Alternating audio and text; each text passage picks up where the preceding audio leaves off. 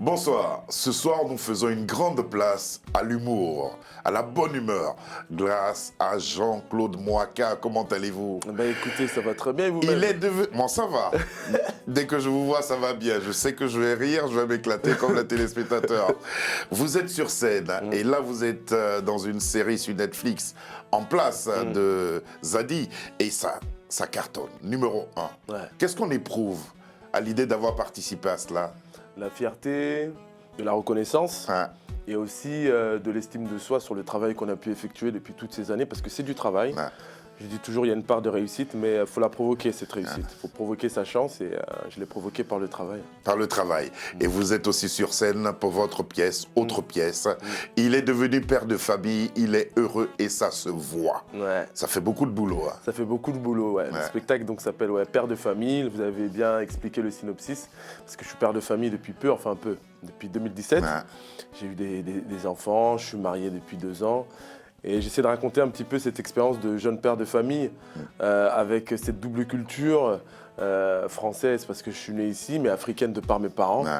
Et ce mélange fait un cocktail explosif quand on doit éduquer, protéger et subvenir aux besoins de la famille. Et si vous avez envie de vivre tout ça et pour vous inciter à aller le voir, il a accepté notre invitation. C'est la raison pour laquelle nous lui disons bienvenue à Afro Night. Merci, merci pour l'invitation.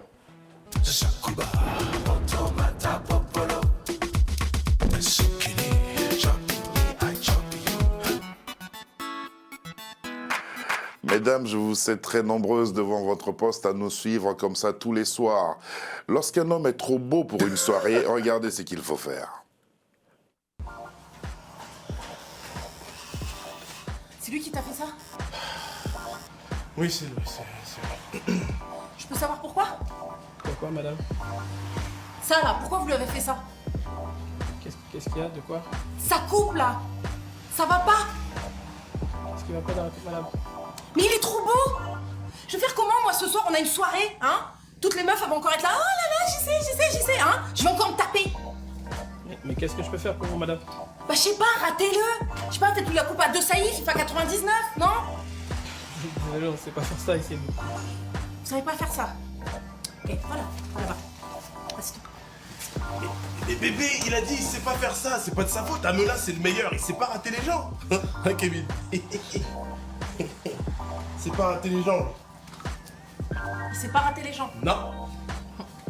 Moi je sais.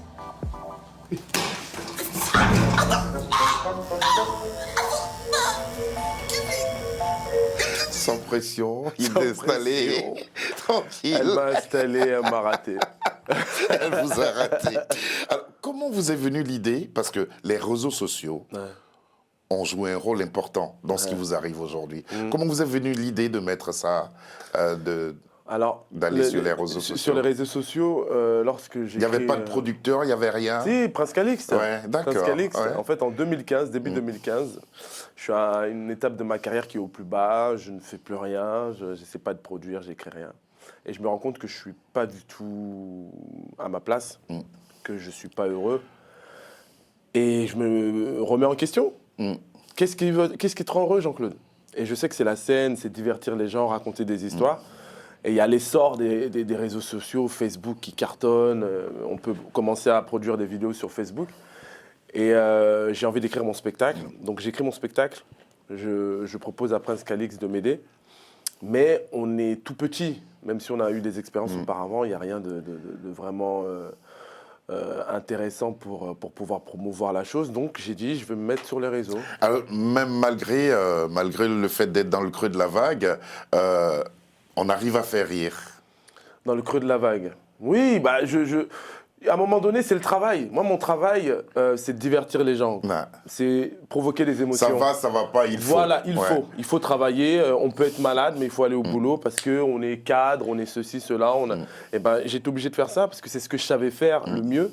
Donc, j'ai écrit le spectacle, j'ai développé des vidéos et ça a bien pris. Aujourd'hui, je suis content que les gens puissent bien réagir sur le réseau. De la comptabilité au coach Mouaka, au comédien humoriste, comment cela s'est fait? Comment vous avez développé tout ça? Comment j'ai développé tout ça? Avec l'envie d'être heureux. Je pense que dans la vie, il faut faire ce qu'on aime.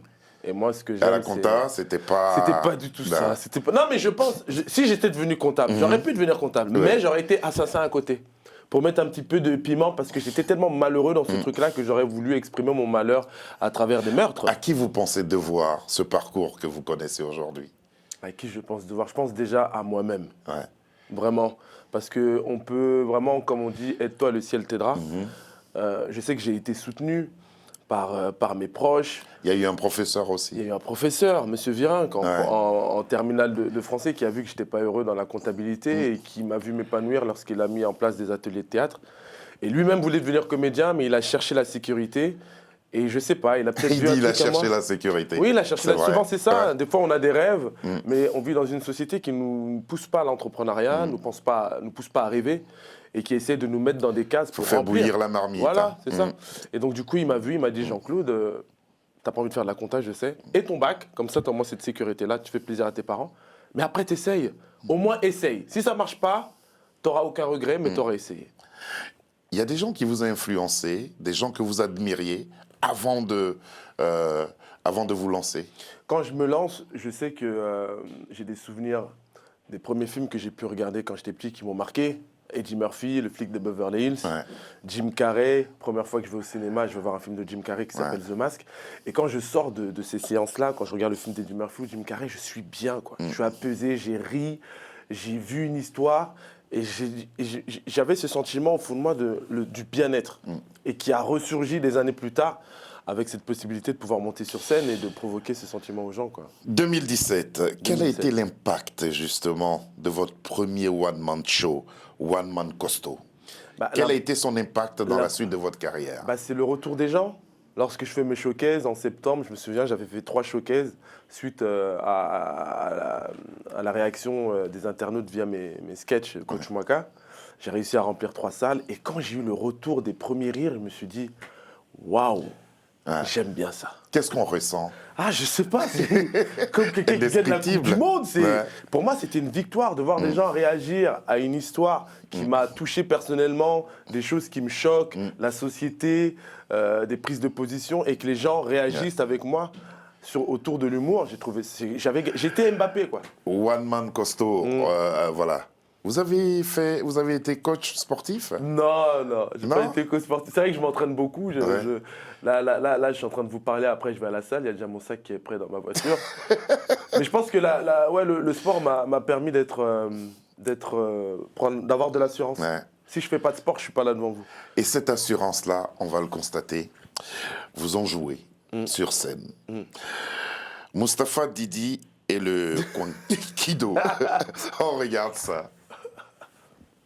Salut, ça va? Comment tu t'appelles? Comment? Mustapha, tu fais quoi dans la vie, Mustapha? Professeur d'art martial. Hein? Professeur d'art martial.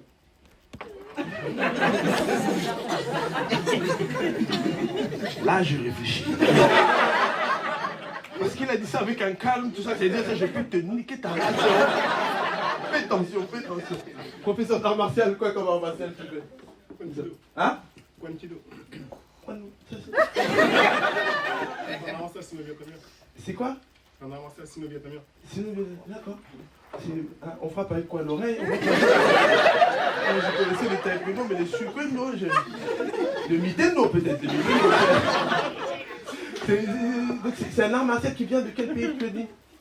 Vietnam. Ok, Vietnam. Et de la Chine. Et pourquoi t'as pas fait un truc qu'on fait là, la bagarre, par exemple? Ça, c'est un bon art martial, la bagarre. Pourquoi partir dans cet art martial? Ce que j'aime bien, c'est... Tu l'as découvert comment? Parce que il faut le découvrir, ça, faut. T'es parti en Chine, Non, pas. Tu l'as découvert ici? Ouais, en France. Dans quelle ville? Créteil. Créteil? Mais Créteil, c'est la bagarre, c'est pas le... D'accord. Et ça fait combien de temps t'en fais, Mustapha? Ça va faire 20 ans. 20 ans. Et donc maintenant tu donnes des cours. Et ça va les cours, ça se passe bien, il y a du monde et tout. Il rigole, il n'y a personne. Il n'y a personne, tu vois, mais mon fils connaissait le vivant. Vous connaissez le... Chez Jean... Hein? On ne connaît pas le... Hein? C'est quoi la spécialité? Parce que taekwondo, aussi c'est les pieds, boxe et le... C'est mixte. C'est mix, c'est tout. C'est-à-dire que tu peux aller au MMA avec. C'est exact. Tu vas aller là-bas? Oui. Pour de vrai? On va essayer. Tu es en train de t'entraîner et tout? Ouais. C'est vrai, mais aux États-Unis ou à Créteil? Parce que c'est pas le même budget, hein, frérot. C'est pas pareil. Vous pratiquez le fifon? Tu pratiques son art martial? Non? Toi, comment tu t'appelles, mon grand? Didi. Didi? C'est un diminutif? Non, c'est Didi. C'est-à-dire que... Quand tu parles... Nous avons beaucoup ri en regardant ça. Il faut être sûr de soi pour pouvoir tenir un échange comme ça. Non. Ça dure plus de 3 minutes. Plus de 3 minutes, ouais. Faut de l'assurance, faut du risque. Et faut avoir cette capacité de pouvoir être compréhensible, mais après être sûr de... On ne sait pas ce que la personne va dire en face. En fait, c'est un dialogue, c'est comme une conversation de bar. Tu parles avec quelqu'un, tu as un petit peu d'humour et tu parles avec lui. Et puis bon, la chance qu'on a, c'est que le public réagit beaucoup. C'est une technique que vous employez souvent. Ouais, l'improvisation, j'ai la chance de pouvoir être à l'aise dedans. Donc oui, de l'assurance, mais il y a aussi ce goût du risque de partir dans l'inconnu. Peut-être que le papier n'est pas bien écrit aussi, c'est pour ça qu'on fait ça, non? Non, je crois en mon papier. Je crois en mon papier, mais j'aime l'impro parce que l'impro me permet de jauger un peu mon public, de voir à qui j'ai affaire. Est-ce que le public va être dur ce soir? Est-ce que c'est un public qui va rigoler? Donc par rapport à ça, parce que l'impro, je fais souvent ça en début de spectacle, avant de présenter le reste, et de par les informations que j'ai prises par-ci par-là, eh ben, ça peut alimenter aussi mon spectacle. Et puis là, vous étiez en plein test, en train de tester votre nouveau spectacle. C'était à l'appart de la Villette. L'appart de la Villette va nous être présenté par votre producteur, Prince Caliste. L'appart de la Villette, c'est vraiment un lieu hybride où on peut faire vraiment tout. Comme j'ai pour habitude de le dire, la seule limite, c'est ta créativité.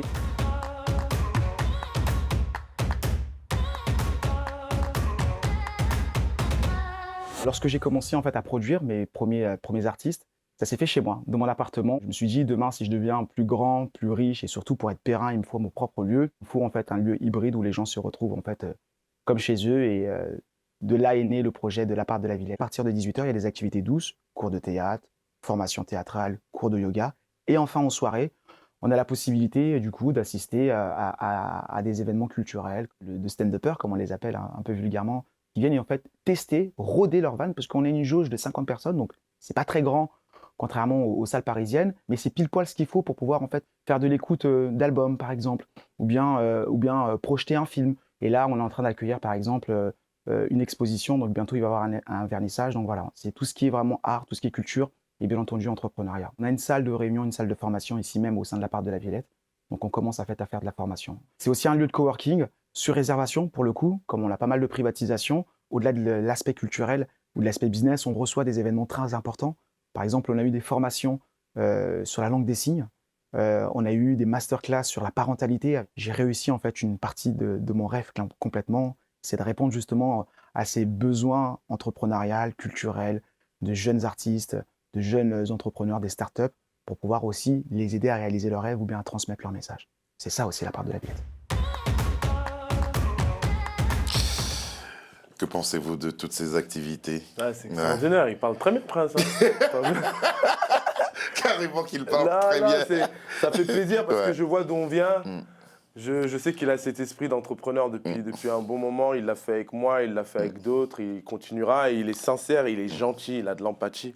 C'est une bonne personne. Et justement, là, vous étiez là, on voit ces images-là. Vous étiez devant cette cheminée-là à prester. C'est à partir de là que vous corrigez vos textes, vous dites, bon, voilà... Là, ce que je faisais là-bas, c'était en 2021, donc c'était en rodage pour préparer le spectacle que je joue actuellement. Donc oui, on teste des blagues, on prend aussi... On a besoin... En fait, la scène, c'est comme un sport. Hein. Si vous pratiquez pas, vous perdez du niveau. Donc il faut être très assidu, il faut être au taquet à chaque fois. S'entraîner. C'était un espace d'entraînement et je suis très content grâce à ça. Mais vous, quand vous écrivez, au prime abord, à qui vous présentez vos textes? Vous testez sur qui? Moi, je suis fou, moi. Moi, je suis quelqu'un assez fou, je teste sur moi. Je pars du principe où je suis mon propre spectateur. C'est-à-dire que quand j'écris quelque chose, si ça me fait rire, je prends. Mais après, vous regardez vos propres vidéos, vous rigolez. Je rigole. Oui. Ah, j'ai un problème, c'est vrai. Hein. Je veux dire, il est drôle, lui. Il est drôle. Vous rigolez, non, je sais pas. Ça m'a rassuré. Oui, c'est un métier, mais c'est en même temps du kiff, quoi. Et quand je vois... Je suis objectif quand c'est pas drôle. Quand Ouais. je fais un truc qui est pas drôle, bah, je vais pas rire. Et des fois, je fais un truc qui me fait rire, mais qui fait pas nécessairement rire les autres. C'est Donc vrai. c'est ça qui est bien. Vous Donc, testez ça sur madame, sur les non, enfants? non, même pas en famille. Je, Hein. je suis gêné de quand ils voient, je suis Ouais. gêné de faire ça devant eux. C'est pour ça que je préfère jouer devant un public neutre ou bien dans les comédie clubs sur Paris Ouais, pour rôder un peu. Et pour rôder. les vannes, ouais. Et ça se passe bien. Ça se passe bien. Ça se passe bien. Des fois, ça se passe moins bien, mais. À présent, on va aborder En Place, série diffusée sur Netflix depuis quelques jours, numéro 1, série réalisée par Jean-Pascal Zadi. Comment vous avez été coopté pour... C'est incroyable. Moi, là, je sais pas quoi dire. Moi, je suis beaucoup dans les énergies. Je pense que quand on fait du bien, il nous arrive du bien. Quand on fait du mal, il nous arrive du mal. Ouais. C'était après le Covid, deuxième confinement. Là, c'était la galère. Parce que pour nous, les artistes intermittents du spectacle, très compliqué de faire nos heures. Arrêt total. Arrêt total. Je sais pas qu'est-ce que je vais. Mais je suis quelqu'un qui suis beaucoup dans. Il va se passer un truc. J'ai trop semé, j'ai trop essayé de travailler pour qu'il m'arrive rien. La positivité. La positivité. Si tu t'appelles au positif, c'est du positif qui va venir. Si tu appelles au négatif, c'est du négatif qui va venir. J'essaie toujours d'être positif, même quand ça va pas. Et j'étais avec un ami à moi, Driss Aïdara, comédien. On s'appelle, on se donne beaucoup de la force. Et je lui dis, c'est chaud là. Je sais pas comment je vais finir mes heures, mais il va se passer un truc. T'inquiète, on va réussir. Et, hein. Je raccroche. Je partais à un spectacle à Amiens et je vous jure, 1 heure après, je reçois un message sur Instagram. Un message d'un mec, d'un compte qui s'appelle JP Chakour. Ouais. Je dis, c'est quoi ça, JP Chakour? Mais je vois que le JP Chakour, il est certifié, donc c'est quelqu'un d'intéressant. Ouais. Donc je regarde le message, et le message c'est ouais, frérot, j'ai un projet pour toi, appelle-moi. Et je vais sur le profil, et je vois Jean-Pascal Zadi. Je dis, c'est pas vrai. Je regarde les photos pour voir si c'est bien lui. Je regarde, c'est les dents, oui, c'est les bonnes dents, c'est bien lui. Les bonnes dents. Et du coup, mais je fais un peu ma groupie, quoi. Enfin, je fais un peu ma star. Je dis, non, Ouais. je réponds pas tout de suite. Sinon, il va croire que je suis trop.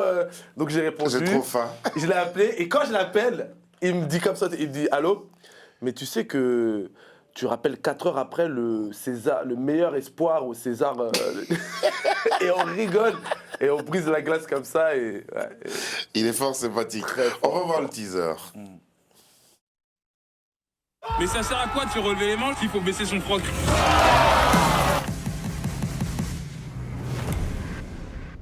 Je veux faire de toi le prochain président de la France. T'en as pas marre de tous ces blancs politiques qui nous ont fatigués. Y a personne qui nous représente, tu vois, des gars comme nous. T'es noir, toi? Parce que tu fais turc, mon pote. Stéphane Bell est animateur dans une MJC de quartier. On peut dire qu'il ne s'est pas privé de renvoyer Éric André dans les cordes. Y a pas un gars que je connais ici qui est pas prêt à se relever les manches. Mais ça sert à quoi de se relever les manches s'il faut baisser son froc? On est dans la merde. Pourquoi? Parce que l'autre grand con se présente. Tu dirais quoi, que on va avoir un président noir un jour? Eh, tu sais, c'est bien les rêves, hein. Eh, t'es en France, négro. Déjà, si t'es manager au McDo, c'est un truc de fou. De quoi tu parles? Là, Stéphane, lui, est candidat à la présidentielle. Levez la main, dites-moi ce que ça vous inspire. C'est un homme Noir. Banlieue. Deal. polygamie. J'ai jamais vu ça de ma vie. Même Guy Georges, il se présentait, a plus de chance que Stéphane. Donc il nous faut une mesure qui bastonne, qui tape. L'exemple de douanier, sur zéro déchet, c'est très fort. Tu la veux? Mais en fait, c'est ça notre mesure phare. Manger bien pour rien.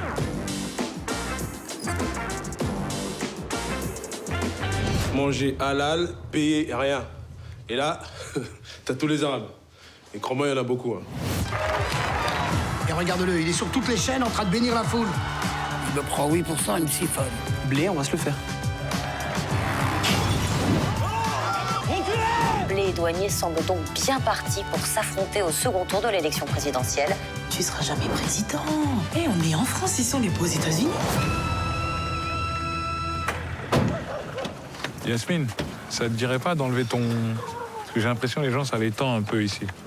Ouais, sans aucun problème, quand t'arrêterais d'être noir, ouais. Depuis le 20 janvier, Ouais. comment vous vous sentez? Fier. Fier, hein? Très fier, Fier. très fier. Mo, qui est-il? Moi, c'est Maurice. Maurice, qui est le cousin de Jean-Pascal Zadi dans la série, qui est Stéphane Blais. Et c'est un personnage très en couleur, un peu trop même, un peu trop. Il est dans tout, il croit au complot, il croit aux francs-maçons, tous ces trucs-là. Les gens, enfin, il est brut de décoffrage parce que c'est un personnage qui dit ce qu'il pense, quoi. Même quand il ne faut pas le dire, il le dit. Mais il est très attachant. Il est très attachant et on le découvre au fil de la série. Au fil de la série. Voilà, c'est une série qui est sur Netflix, dans laquelle joue évidemment notre invité, Jean-Claude Mwaka. Jean-Claude, dans le monde du cinéma, vous avez une petite expérience. Quelle comparaison vous faites en tournée avec Zadi, qui réalise ce film, et tout ce que vous aviez connu avant? Pour moi, c'est vraiment... J'adore la scène. Mais c'est vrai que moi, ma finalité, ça a toujours été le grand écran, l'image. Parce que je trouve que raconter des histoires avec l'image et le son, on peut manipuler le spectateur pour l'emmener dans notre univers. Sur la scène aussi, mais c'est vrai que j'ai toujours été orienté vers cet écran, le petit, grand écran. Alors, la scène me permet pas de rôder ce rêve, mais me permet vraiment de prendre de l'expérience, parce que les premières choses qu'on m'a dit, quand j'ai joué sur cette série, quand il y a eu les avant-premières, c'est « tu viens de la scène ». Tu fais de la scène. Ouais. Parce que dans la manière dont j'interprète, la manière dont j'ai ces expressions dans l'écoute, je pense que la scène m'a beaucoup aidé. Donc la première école, c'est la scène. Je ne sais pas si la première école, c'est la scène. Je ne pourrais pas me permettre de dire ça, mais pour moi, oui. Personnellement, oui. Justement, on va revenir maintenant à la scène. Vous avez eu des propositions depuis la sortie de la série? Oui, c'est cool. J'ai eu la chance de... C'est fou, cette histoire. Franchement, JP, si tu me regardes, merci. Je te paierai tes 400 € d'intérêt. Mais grâce à cette série, on a fait une avant-première il y a 2 semaines. Ouais. Et là, j'ai signé dans la plus grande agence comédien de Paris, là, Adéquate, grâce à ce projet-là. Et là, c'est magnifique ce qui se passe. C'est très bien. C'est très, très bien. Donc, en place, c'est sur Netflix. Il est devenu père de famille, il est heureux, et ça se voit. C'est au Théâtre Métropole, dans le 2e arrondissement. Alors, justement, c'est votre histoire. C'est un biopic. C'est un biopic que vous racontez sur scène. C'est un biopic, on met un peu plus de couleurs, on romance un petit peu nos histoires quand on monte sur scène. Mais oui, j'avais besoin de parler de Jean-Claude Mwaka en tant que père de famille, en tant que mari, en tant que... De quoi il parle, ce père de famille? Il parle du jeune papa. J'ai 36 ans, j'ai 2 enfants qui ont 5 ans, des jumeaux. Les enfants qui font pas leur nuit. Les enfants qui font pas leur nuit, les enfants surtout qui grandissent trop vite. Et aussi, c'est un hommage à ma femme parce qu'elle me soutient depuis le début. Elle aurait pu partir quand j'avais pas l'argent pour payer des paquets de chips, elle est restée. Et aujourd'hui, on est mariés, on a des enfants. Enfin, j'ai toujours été fan des papas qui essayent de rendre heureux leur famille. Ouais. Et j'ai toujours voulu être comme ça. Aujourd'hui, ça se passe bien, je touche du bois, il y a du bois, voilà. Avoir cette mentalité d'être un père aimant et qui peut subvenir... aux besoins de sa famille. Ouais. On vous retrouve sur scène quand exactement? Oh là là. Là, je joue au Métropole. Je joue jusqu'à avril. Comme je joue sur plusieurs dates, des fois c'est le jeudi, vendredi, il faut regarder sur les réseaux. Sur les réseaux sociaux. Pour être sûr de la date à laquelle je joue. Mais en tout cas, le spectacle jusqu'à avril. Et à côté de ça aussi, vous êtes dans une pièce de théâtre. Ouais, dans une pièce qui s'appelle Le plus beau jour de ma vie, d'Halil Vardar. Ouais. Un auteur reconnu sur Paris pour ses comédies burlesques, légères. Qui sont très divertissantes, et je joue le rôle d'un futur marié dans cette pièce, et c'est très marrant, on est 4 sur scène, et je m'éclate aussi. Vous vous éclatez. Alors si vous allez voir cette pièce au Théâtre Métropole, vous aurez sûrement l'occasion d'être titillé ainsi. Donc on va voir un petit peu, on a qui dans la salle? Salut monsieur! Comment va? Ça va. Comment qui s'appelle? Christopher, fait quoi dans la vie Christopher? Facteur. D'accord. C'est la première fois que je rencontre un facteur en vrai. Avec vos avis de passage. Alors, on vous connaît, on va régler les comptes. Mais qu'est-ce que tu as dit pour te défendre? Moi je monte. Toi tu montes? Même 6 étages, sans ascenseur, tu montes? Ah non. Ah je sais pas, moi j'ai ce matin. Facteur depuis combien de temps? 2 ans. 2 ans, ça va, c'est le kiff? Ouais. Facteur comme ça ou t'avais d'autres projets? C'était... Ouais. Donc quand t'étais petit, t'as dit, moi je vais facter. Non? Tu savais pas trop quoi faire. T'as fait quoi comme étude toi, Christopher? C'est un peu menuiserie. Ok, mais pourquoi t'es pas parti menuiser un peu? Là on a des belles tables, hein, tu peux t'amuser, Christopher, hein. Ramenez-lui un couteau et du bois. Non, pourquoi t'as pas fait de la menuiserie du coup? J'avais plus de poids. T'aimais plus trop? Ouais. D'accord, après tu sais plus trop quoi faire. Puis t'as dit, vas-y. D'accord. Et t'es à vélo ou t'es à pied toi? À pied. À pied, d'accord. Ok. Bah c'est bien. Quel secteur? T'es dans quel secteur, Christopher? Paris 15. Paris 15? Ça va, c'est bien là-bas? D'accord. Et t'es La Tour Eiffel. à côté? C'est bon, j'ai pas vu. Après je prends à gauche. Il y a un kebab aussi, je m'arrête. T'es bien avec qui, Christopher, du coup? Avec une amie? D'accord. Comment va l'amie? Ça va. Comment tu t'appelles, l'amie? Jessica. Jessica, d'accord. Tu connais Christopher depuis longtemps? Et puis il y a Jessica, qui elle travaille à Amazon. Très La drôle, suite, très drôle. évidemment. Et c'est comme ça tous les soirs. Tous les soirs. Vous chauffez un peu Oui, avec je le chauffe. public. Il faut mettre et le- puis ensuite vous attaquez. Même pour moi, Ouais. je suis un diesel, j'ai jamais été un moteur essence qui va direct. J'ai besoin de chauffer un peu. Pour moi, c'est un échange. Ouais. Il me donne de l'énergie, je vais donner. Jean-Claude Mwaka, merci beaucoup d'être Merci, venu merci jusqu'à pour nous. l'invitation, merci. Et puis merci à chaque fois d'accepter notre invitation. Ça me fait plaisir. Et puis on croise les doigts pour que le succès oui. aille beaucoup plus loin. Ça va déjà. Mais c'est très La bien série, déjà. c'est très très Oui, bien oui. déjà. Samir Gaïb, Lucidion, Davida, Alexandra, Ahmed nous ont aidé à la préparation de cette émission que nous avons présentée dans la bonne humeur. N'oubliez pas, il est devenu père de famille, il est heureux et ça se voit. C'est au théâtre Le Métropole, Paris, dans le 2e arrondissement. Allez-y sur Facebook et puis consultez les activités de notre invité, Jean-Claude Mwaka. Bravo. Merci. Bravo. Merci encore. Et puis nous sommes fiers d'avoir été un peu au début de tout ça Ben aussi. oui, Allez. faut bien qu'on commence quelque part. On va Hein? essayer de joindre Zadi oui. pour l'inviter et pour qu'il vienne répondre à nos questions relatives à cette super série numéro 1 déjà sur Netflix. Allez, Merci. merci d'être venu. Bonsoir et à demain.